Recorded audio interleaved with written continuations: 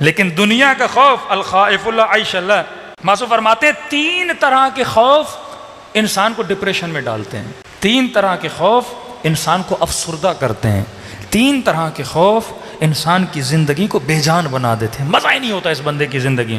پہلا خوف الحقد، یہ سپاہی جہالت، حقد بغض رکھنے والا بندہ، یہ کبھی خوش نہیں رہتا، نفرتیں دل میں پالنے والا بندہ کبھی دل میں خوش نہیں۔ اور ہمارے گھروں میں سب سے بڑا مسئلہ حقد کا ہے، ساس بہو کا مسئلہ حقد، ہاں نند کا اس کے ساتھ مسئلہ حقد، بھائی کا بھائی حقد، بغض بندہ جو دل میں پالے۔ اب فرماتے ہیں یہ جو 3 بیماریاں ہیں وہ اگلے کو نقصان نہیں دیتی، یہ تجھے دیتی ہیں۔ ایک مرتبہ آپ کسی کی غیبت کرتے ہو، اس کا نقصان کرتے ہو، مثلا اس کی عزت کو آپ معاشرے میں خراب کر رہے ہو، لیکن جب آپ کسی کا بغض رکھتے ہو اس بندے کو تو کچھ بھی نہیں ہو رہا۔ اب بندہ علی کا بغض رکھے، نقصان علی کو ہے یا بندے کو ہے؟ بندے کو نقصان ہے نا۔ کیوں نقصان ہے؟ کیونکہ جتنا بغض ہوگا، جس گلی سے گزرے گا علی کا نام سنے گا اندر سے جلے گا، ہوگا کہ نہیں ہوگا؟ میں مثال دے رہا ہوں، آپ ایک مومن سے بغض رکھ رہے ہو، مثال آپ کا کوئی رشتہ دار ہے، پیسے کھا گیا، بیٹی کے ساتھ زیادتی کی، بیٹے کے ساتھ مثلا ظلم کیا، کوئی نہ کوئی اس نے آپ کا بڑا نقصان کیا، اب آپ نے اس کا کیا رکھا؟ دل میں بغض رکھا۔ بھائی کہیں نہ کہیں تو سامنا ہوگا نا۔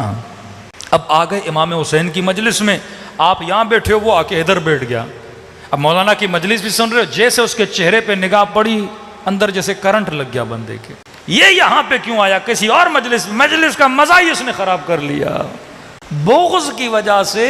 معصوم فرماتے اللہ عیش اللہ، یہ بغض تیرے سکون کو تباہ کر دیتا ہے۔ تبھی فرمائے مومن کبھی بھی دل میں بغض نہیں پالتا، نفرت نہیں پالتا۔ اور آج ثابت ہوا ہے کینسر کا سب سے بڑا ریزن بھی یہی بغض ہے، کیونکہ نیگیٹو سیل جب آپ کی باڈی میں ریلیز ہوتے ہیں، آپ کے اندر ایک موڈ پیدا ہوتا ہے، فائٹ اینڈ فلائٹ کا موڈ۔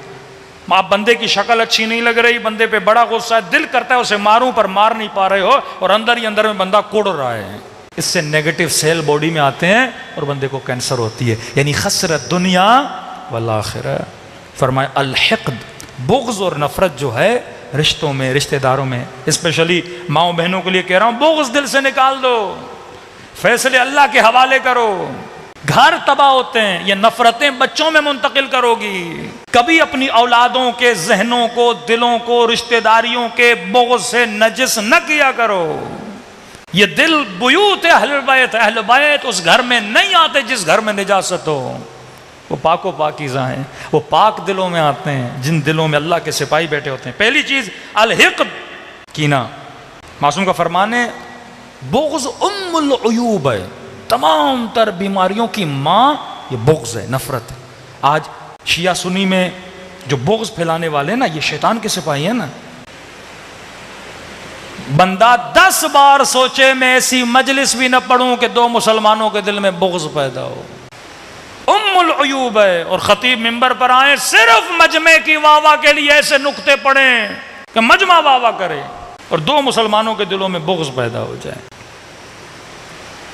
بھائی گھنٹے کی مجلس ہے، آپ مجلس کو کاؤنٹ کرو، 20 منٹ کے نعرے بازیاں، کیا فائدہ اس مجلس کا؟ 50-55 منٹ کی آپ مجلس پڑھو، 20-25 منٹ کے نعرے لگیں، کیا فائدہ؟ اور اس سے بھی آپ بغض پیدا کرو، حقد پیدا کرو، نفرت پیدا کرو۔ واعتصموا بحبل اللہ جمیعا ولا تفرقوا، اللہ کی رسی کو تامو، تفرقہ نہ پھیلاؤ۔ بغض سے کیا ہوتا ہے؟ مسلمان سے دور ہوتا ہے۔ اسی سوسائٹی میں آپ رہتے ہو، اہل سنت کے ساتھ جاب پہ جاتے ہو، کام پہ جاتے ہو، آج کتنی نفرتیں ہو گئیں کہ ایک مسلمان دوسری مسلمان کی مسجد میں نہیں جا پا رہا۔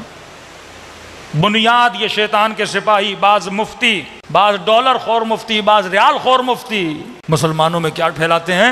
بغض، نفرت۔ یہ بھی بغض ہے نا، مجلس میں نہ جانا، سبیل نہ پینا، نیاز نہ کھانا، بغض، اتنی نفرت پہ، اور جھوٹ۔ فرمائیے شیطان کے سپاہی ہیں۔ پہلی چیز بغض، دوسری چیز الحسد۔ حسد بھی انسان کے، معصوم فرماتے ہیں، زندگی کو تباہ کر دیتا ہے۔ جلن، فلاں کی گاڑی کو دے کے بندہ جلے، فلاں کے گھر کو دے کے بندہ جلے۔ معصوم فرماتے ہیں سکون سے رہنا چاہتے ہو، جو اللہ نے دیا ہے اس پہ اللہ کا شکر ادا کیا کرو۔ ریلیٹڈ ایک حدیث ہے معصوم کی، فرماتے ہیں من نظر الی ما فی اید الناس، یہ بھی غم پیدا کرتا ہے انسان کے دل میں، جو لوگوں کو اللہ نے دیا ہے ان کو زیادہ نہ دیکھا کرو.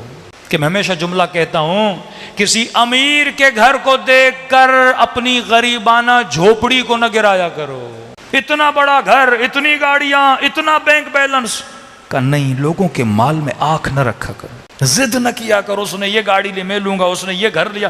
دوڑتے رہو گے, دل میں حسد پیدا ہوگا, حسرت پیدا ہوگی, تیرا سکون تباہ ہو جائے گا. 1 لاکھ بھی سیلری ہو جائے گی نا, اللہ کا شکر ہو, اچھا تو اس کو 2 لاکھ ملی, سکون تباہ. 1 لاکھ کی موبائل لے کر آؤ گے, اس کے ہاتھ میں تو 2 لاکھ کا موبائل ہے, تباہ. یہ عورتوں میں بہت ہوتا ہے.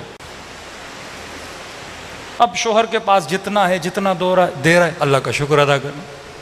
ایک سونے کی انگوٹھی دی کو, اللہ کا شکر ہے. اب کسی کی شادی میں جائے گی, دیکھے کہ اس نے سونے کا سیٹ پہنا ہوا, اگلی عورت نے, پوری شادی اس کی خناس بن جاتی ہے. گھر آتی ہے, ہوا کیا, کھانا نہیں ملا, کیا ہوا, اگلے کے مال پہ نگاہ پڑ گئی, سکون تباہ. جوان یونیورسٹی جا رہا ہے, اگلے کے کپڑوں کو دیکھ کے حسرت کھا رہا ہے, اگلے کی گاڑی کو دیکھ کر حسرت کھا رہا ہے. باپ سے غصہ ہو رہا ہے, میں بائک پہ جاتا ہوں, وہ گاڑی پہ آتے ہیں. بھائی تیری اوقات بائک کی ہے, خوش رہے, پیدل نہیں جا رہا نا, اللہ کا شکر ادا کر. علم حاصل کرنے جا رہے ہو نا, دیکھا دیکھی کے لیے جا رہے ہو, زندگیاں تباہ ہو جاتی ہیں. شادی کی ہے, جو اللہ نے بیوی دی اس پہ خوش رہے, دوسروں کی بیویوں کو دیکھ کے بندہ حسرت کھاتا رہے. یہ تباہ ہو جاتا ہے معاشرہ. یہ نگاہ مال میں, نگاہ چہرے پر, نگاہ شہرت پر, نگاہ ہر کسی پہ دوسروں کی حسرت نہ کھایا کرو. جو اللہ معصوم فارمولہ بتاتے ہیں, فرماتے ہیں اگر خدا کے شاکر بننا چاہتے ہو نا, اوپر نہ دیکھا کرو, نیچے دیکھا کرو, ورنہ کبھی اپنی چمڑی بھی تجھے اچھی نہیں لگے گی. کل انگریزوں کو, وہ تو گورے ہیں, میں گورا نہیں, وہ لمبا ہے, میں لمبا نہیں, فلاں یہ گاڑی ہے, یہ گاڑی نہیں. کبھی زندگی میں کیا